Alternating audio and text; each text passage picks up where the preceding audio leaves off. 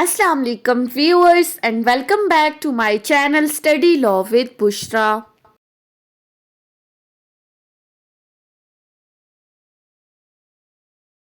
So we were discussing Civil Procedure Code 1908. We have discussed up till section 90. In this video we are going to discuss the topic of suits relating to public matters. But before starting the discussion, I request you all to please subscribe to my channel and don't forget to press the bell icon for latest updates. Do share this video with your friends and don't forget to comment your feedback. So let's move towards the discussion. Suits relating to public matters is discussed from section 91 till section 93 of Civil Procedure Code 1908. So starting with section 91. Section 91 basically deals with public nuisance. अब पहला जो public matter से related suit है वो है public nuisance का. अब ये पब्लिक न्यूसेंस क्या है इसको हम ऑलरेडी कई दफ़ा डिस्कस कर चुके हैं.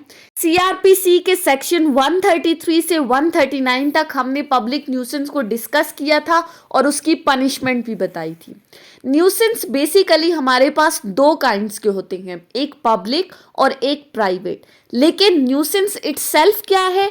न्यूसेंस का मतलब है कि जब कोई ऐसा रॉन्गफुल एक्ट किसी की तरफ से परफॉर्म किया जा रहा है जिसकी वजह से दूसरे बंदे के राइट्स इफेक्ट हो रहे हैं तो उसको हम कहते हैं पब्लिक न्यूसेंस. अब ये पब्लिक और प्राइवेट कब बनता है कि जब उस रॉन्गफुल एक्ट से जनरल पब्लिक डिस्टर्ब हो रही है, उसके राइट्स इफेक्ट हो रहे हैं, तो तब हम उसे कहते हैं पब्लिक न्यूसेंस. और अगर इंडिविजुअली किसी पर्सन के राइट्स को इफेक्ट किया जा रहा है उस रॉन्गफुल एक्ट की वजह से तो उसको हम कहते हैं प्राइवेट न्यूसेंस. अब हम सेक्शन 91 के अकॉर्डिंग देखते हैं कि पब्लिक न्यूसेंस से रिलेटेड सूट कौन फाइल कर सकता है और किस तरह से फाइल किया जा सकता है. ऑल्दो सीआरपीसी के अंदर पनिशमेंट तो बताई गई है इससे रिलेटेड, लेकिन सीपीसी हमें कुछ सिविल रेमेडीज भी बता रही है जो कि सेक्शन 91 एक्सप्लेन करता है. So section 91 sub section 1 states that in case of public nuisance the advocate general. पहली बात कि पब्लिक न्यूसेंस के केस में सूट कौन फाइल कर सकता है? एडवोकेट जनरल, क्लियरली बता दिया है. और two or more persons having obtained the consent in writing of advocate general may institute a suit though no special damage has been caused for declaration and injunction or for such other relief as may be appropriate to the circumstances of the case. Further section 91 clause 1 कहती है कि एक तो advocate general और इसके अलावा दो या दो से ज्यादा लोग जिनको इस एडवोकेट जनरल की कॉन्सेंट लेनी जरूरी है. अगर तो एडवोकेट जनरल उनको कॉन्सेंट नहीं देता फिर तो वो सूट फाइल नहीं कर सकते इस पब्लिक न्यूसेंस के मैटर से रिलेटेड.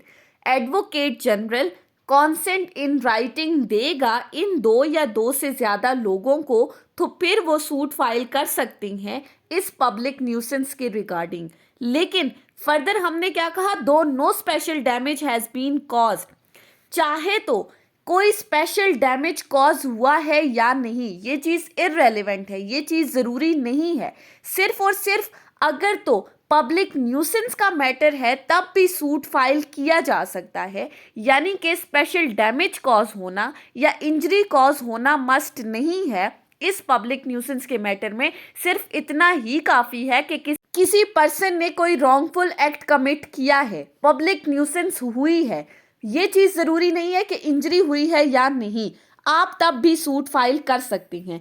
अब फर्दर इस सब सेक्शन के अंदर रिलीफ्स की बात की गई है कि आप इस पब्लिक न्यूसेंस के मैटर में क्या क्या रिलीफ सीख कर सकते हैं कोर्ट ऑफ लॉ से. सो नंबर 1 डिक्लेरेशन, कि आप कोर्ट से ये डिक्लेयर करवाना चाहते हैं, कोर्ट ये डिक्लेयर करे कि ये पब्लिक न्यूसेंस है. सो सबसे पहली चीज़ डिक्लेरेशन. सेकेंडली इंजंक्शन, कि इससे रिलेटेड एक ऑर्डर पास किया जाए, इस पब्लिक न्यूसेंस को रोकने के लिए इंजंक्शन ग्रांट की जाए. Thirdly for such other relief as may be appropriate, या कोई भी और रेमेडी या कोई भी और रिलीफ जो कि अप्रोप्रिएट है, जो कि मुनासिब है इस पब्लिक न्यूसेंस के मैटर से रिलेटेड, तो तब आप सूट फाइल कर सकते हैं और ये 3 रिलीफ्स आप कोर्ट से ग्रांट करवा सकते हैं। So section 91 sub section 1, advocate general suit file कर सकता है और 2 या 2 से ज्यादा लोग अगर एडवोकेट जनरल की उनको इन राइटिंग कॉन्सेंट मिलती है तो वो पब्लिक न्यूसेंस के मैटर्स में सूट फाइल कर सकते हैं। इंजरी या डैमेज कॉज होना जरूरी नहीं है। उसके बाद आ जाते हैं सब सेक्शन 2 के ऊपर। सब सेक्शन 2 बेसिकली एक एक्सेप्शन बता रहा है। It states that nothing in this section shall be deemed to limit or otherwise affect any right of suit which may exist independently of its provision. अब ये sub section 1 की exception है। Sub section 2 कहता है कि section 91 sub section 1 में जो हमने बात की, ये सेक्शन किसी भी पर्सन के उन राइट्स को अफेक्ट नहीं कर रहा जो उसको दिए गए हैं इंडिपेंडेंटली कोई भी सूट फाइल करने के लिए।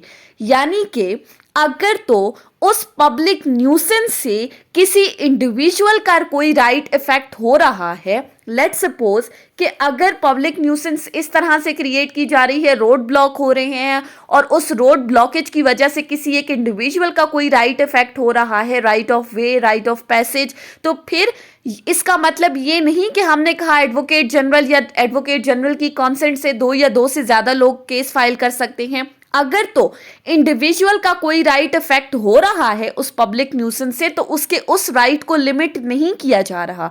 सेक्शन 91 से हटकर अगर किसी बंदे का कोई इंडिविजुअल राइट है सूट फाइल करने का तो इस चीज से उसको नहीं रोका गया। सिंपली आपके इंडिपेंडेंट सूट फाइल करने का राइट इस सेक्शन के अंडर इफेक्ट नहीं हो रहा। सेक्शन 91 पहली चीज हमने डिस्कस की, suit relating to public matters में पब्लिक न्यूसेंस। उसके बाद आ जाते हैं सेक्शन 92 के ऊपर। सेक्शन 92 दूसरा कौन सा पब्लिक मैटर डिस्कस कर रहा है? Public charities. अब पब्लिक चैरिटीज से रिलेटेड किस तरह से सूट फाइल किया जा सकता है, इसकी ब्रीच किस तरह से हो सकती है, सो वो सेक्शन 92 में पढ़ेंगे। चैरिटीज बेसिकली क्या है? जो ट्रस्ट वगैरह बनाए जाते हैं पब्लिक के लिए। So section 92 sub section 1, in case of any alleged breach of an express or constructive trust created for public purposes of charitable or religious nature, or where the direction of the court is deemed necessary for administration of any such trust। पहली बात इसमें कह दी गई कि अगर कोई alleged breach हुई है किसी भी ट्रस्ट की टर्म्स एंड कंडीशंस की, अगर किसी पर्सन ने उस ट्रस्ट की टर्म्स एंड कंडीशंस को ब्रीच किया है, ऐसे ट्रस्ट को जो कि एक्सप्रेसली या कंस्ट्रक्टिवली बनाया गया था, और साथ ही साथ फर्दर बताया कि ये ट्रस्ट चैरिटेबल पर्पसेस के लिए होना चाहिए, यानी कि पब्लिक पर्पसेस होने चाहिए, उसमें पब्लिक इन्वॉल्व हो। अब पब्लिक पर्पसेस के लिए चैरिटेबल नेचर के ट्रस्ट किस तरह से हो सकते हैं? फॉर एग्जाम्पल स्कूल्स वगैरह, हॉस्पिटल्स वगैरह, या फिर फर्दर हमने कहा कि रिलीजियस नेचर का अगर कोई ट्रस्ट है, लेट्स सपोज कि कोई मॉस्क वगैरह है, कोई मंदिर वगैरह हैं, गिरजाघर वगैरह हैं, चर्चेस वगैरह हैं, तो इनसे रिलेटेड अगर किसी पर्सन ने इनकी टर्म्स एंड कंडीशंस को ब्रीच किया है तो फिर आप इससे रिलेटेड सूट फाइल कर सकते हैं कोर्ट ऑफ लॉ के अंदर। और फर्दर बताया है कि जहां पर किसी भी ट्रस्ट की एडमिनिस्ट्रेशन के लिए कोर्ट्स की डायरेक्शन जरूरी हो और वहां पर किसी पर्सन ने इस ट्रस्ट की टर्म्स एंड कंडीशंस को ब्रीच किया है तो फिर आप इससे रिलेटेड सूट फाइल कर सकते हैं। आप सूट कौन फाइल कर सकता है?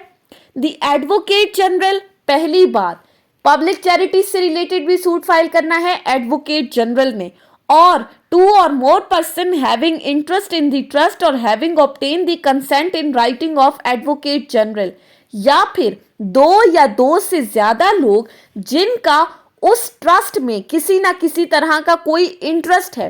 लास्ट सेक्शन में हमने कहा था एडवोकेट जनरल और 2 या 2 से ज्यादा लोग एडवोकेट जनरल की कॉन्सेंट के साथ। इस सेक्शन में कहा जा रहा है कॉन्सेंट इन राइटिंग तो लेनी जरूरी है, उसके साथ साथ उन पर्सन्स का इस ट्रस्ट के अंदर कोई ना कोई इंटरेस्ट होना चाहिए, तब वो सूट फाइल कर सकते हैं इससे रिलेटेड। यानी कि जो लोग उस ट्रस्ट में जा रहे हैं उनका कोई राइट था, कोई इंटरेस्ट था उस ट्रस्ट में और उनके कोई राइट्स इफेक्ट हो रहे हैं, तो तब वो सूट फाइल कर सकते हैं। अब कहाँ सूट फाइल कर सकते हैं? Number 1, in the principal civil court of original jurisdiction और any other court empowered in that behalf by provincial government within the local limits of whose jurisdiction the subject matter of trust is situated।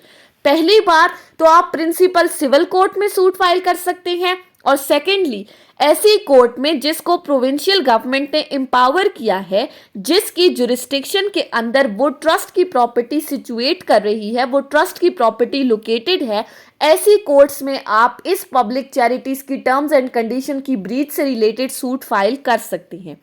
अब further इस section में क्या कहा है? And to obtain a decree, और ये decree आप किन किन पर्पजेस के लिए हासिल कर सकते हैं अगर आप सूट फाइल कर रहे हैं तो? नंबर 1, रिमूविंग एनी ट्रस्टी, कोई भी ट्रस्टी जो वॉयलेशन कर रहा है टर्म्स एंड कंडीशंस की, उसको रिमूव करने के लिए। सेकेंडली, अपॉइंटिंग न्यू ट्रस्टी, किसी न्यू ट्रस्टी को अपॉइंट करने के लिए। Thirdly, vesting any property in a trustee, कोई प्रॉपर्टी वेस्ट कर रहे हैं उससे related. Fourthly, directing the accounts and inquiries, कि अगर इस ट्रस्ट के अकाउंट्स में किसी तरह की कोई गड़बड़ वगैरह है तो उसकी इंक्वायरीज के लिए सूट फाइल कर सकते हैं।